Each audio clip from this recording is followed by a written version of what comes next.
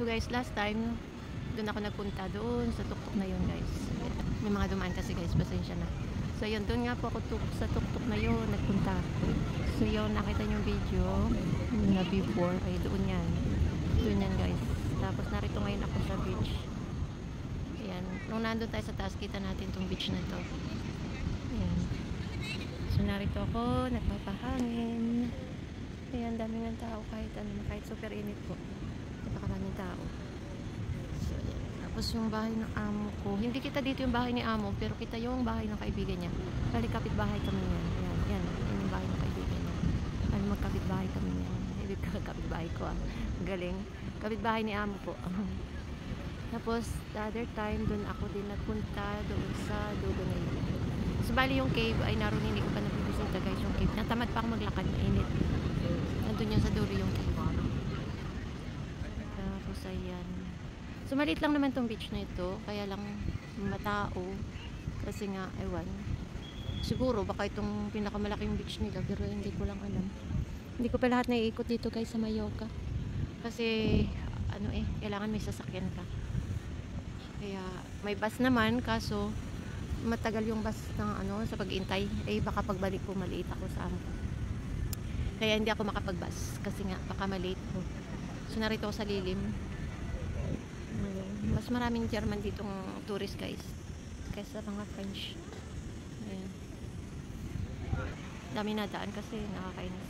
Tapos pag nakuhaan naman silang gagalit. So malakas pa rin yung alon katulad ng kahapon. Pero mas malakas kahapon. Ayan. Pero may lifeguard naman dito guys. Panay nga ang pito nandoon sa dulo siya. Ayun kung kita natin dito. Ayun nandoon.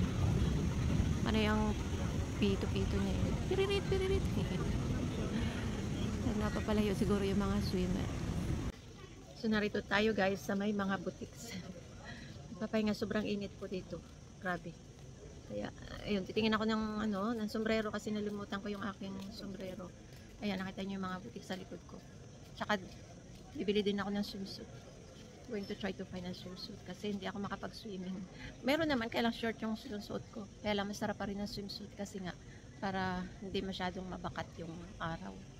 Kaya ayan, doon tayo pupunta sa likod. Tingin tayo ng mga hindi naman kamahalan ng dito guys. Kaya lang kukunti lang naman yung mga boutiques dito. Ayan lang, maliit lang naman. Kasi small village lang naman ito guys. Siyempre yung mga napunta dito, may mga dala ng swimsuit. May mga dala ng gamit. Ako naman ay wala. Kasi yung swimsuit ko nasa Pilipinas. So yan ay mga restaurant, hotel. Yan yan, ganyan. Hotel, restaurant yan. Maliliit. Yung mga low budget, pwede dyan. May small budget, marami din dyan. Hindi ko lang alam guys kung magkano ang presyo. Tapos ayun. Tingnan ako ng Espanyol. Ayan. Malagay kasi hotel, pero sobrang init siguro, tsaka maingay siguro dyan sa gabi. Dito ko sa inyo. So yan yung sinasabi ko sa inyo, yan. Ang baba ay mga commercial.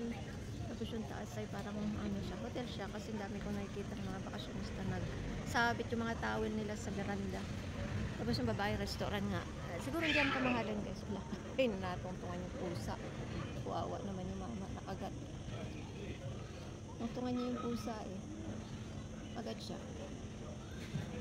Tanga-tanga siya mama. Hindi yung pusa. Yung pusa na nanahimik. Tungtungan niya yung buntot. Tungtungan yung buntot, di nakagat siya. Natutulog nga naman yung pusa So doon sa side na yun, yung beach na yun, doon tayo galing kanina guys. Tapos yan ay malaking hotel, yung isa ay hotel din yun, kabila. Ayan. Malaking hotel ito nandito. Dalawang malalaking hotel yan. So titingin tayo dito ng swimsuit. Swimsuit. Kita ko dito meron Kano naman kaya ang presyo niya? Mga 2-piece. Ayan. Mga 2-piece siya guys.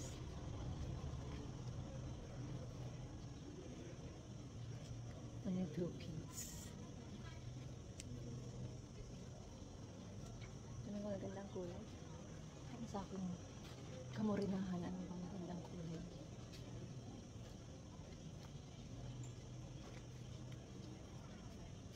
Pangit. Siguro ito kaya lang ang laki. Ito maganda rin ito. siguro guys. Ngayon. Ngayon tayo. Bagay ito sa kulay ko yan. Diba? Bagay sa kulay ko yan. Kano naman? Yung presyo. Ano ito? Yung presyo. Oh, wow, mahal. 70 euro guys. 69.90. Oh, kanya na, hindi na lang maligo. Kamahal. Grabing mahal. Kanya na. Mahal pala guys. Kaya mas magandang huwag na maligo. Mahal-mahal niya. Super expensive guys. Expensive. 70 euro yung swimsuit. Samantalang makakakuha ako niya sa kung ano ba. Hindi tayo na mura niya sa nasan. May short naman, mag-short na lang. Sa bibili niya, kamahal-mahal. Maswerte sila. Kanila na yung kanila swimsuit. So yan guys. Ang nabili ko ay, nakabili din ako ng swimsuit pero mas mura itong nabili ko guys. Ayan. Yung nabili ko na swimsuit. Kailan kaya natin itatry ito? Ano lang ito eh. Parang 27 euro. Ang matanda. Sabay matanda naman ako guys. Walang magandang kulay eh. So no choice. Not so many choices there.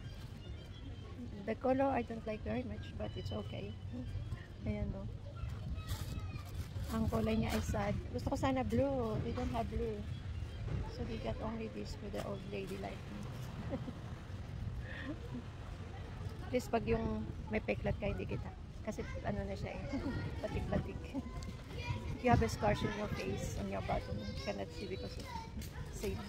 Dalma siya na. Tapos nabili din ako guys ng bag pang beach. Ayan, mayo ka. Kasi yung bag ko ay pang ano, dito pang beach yung dala-dala ko natin. So yeah, hindi naman natin may katry ngayon kasi wala tayong dalang towel. So, next time. Maganda sana ngayon kasi ano, malamig, hindi na masyado mainit. So, kailangan ko nang bumalik sa amo ko kasi magpa 5 PM na.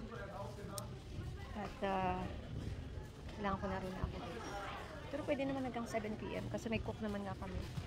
May cook naman si amo. Kaya ayun, pero uwi na. Uwi na, dahan-dahan na pag-uwi. Gusto ko talaga maglakad, kaya na wala kang tawid. Hirap magbihis. Hirap magbihis na walang tawid guys. Saka magtatago. Kaya yan na po. At magdahan-dahan na tayong pauwi.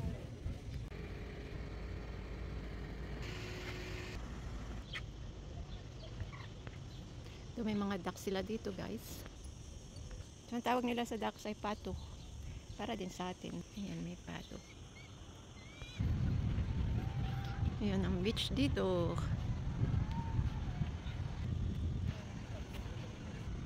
So, tama daw maglakad sa beach guys. Kasi nga, mainit ang buhangin, buti na lang at naka-rubber shoes naman ako. Pero nabaon guys yung pa ako kaya nakakapagod. Dito dahil sa matigas. Ang daming tao. Napakaraming tao. Kahit super init guys. Ayan, doon tayo kumain kanina. So dito tayo dadaan sa may bundok. Mas masarap dumaan sa bundok. Mainit. Super init.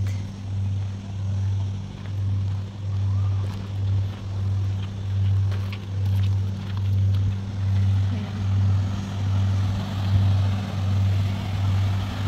Daming tao. Nagbebelad.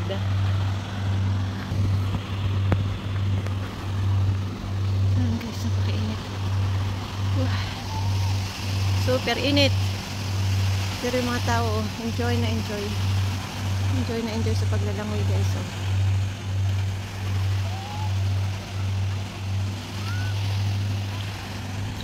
Dito tayo sa Spain guys. So ayan guys, at nakahanap din po ako ng paraan. Alam niyo naman tayo, maparaan.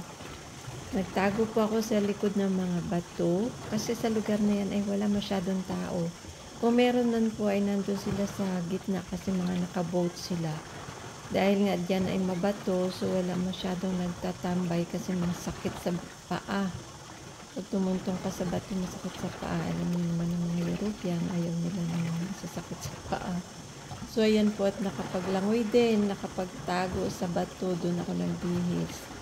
Tapos ayan, Ang sarap ng tubig dyan guys, mainit, parang Pilipinas din. Dito po yan sa sa Mallorca, sa Spain po ako.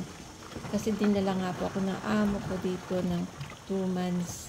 Kasi may bahay ang amo ko dito sa Spain. Kaya first time niya lang po ako dinala. Kasi matagal na naman yung bahay niya dito sa Spain, mga 7 years na. Mukhang mag-stay siya palagi dito. Ibig ko sabihin, siguro babalik siya dito mga twice a year. At matatandaan na kasi sila, kaya siguro lagi na nila ko isasama kada punta nila. Ayan nga po, at napasarap sa paglalangoy at hindi ko na malayan yung oras. Mag 7 PM na, pero maliwanag pa naman po. So ayan po, thank you for watching us at please subscribe. Thank you po guys. Maraming salamat. Thank you. Please subscribe po.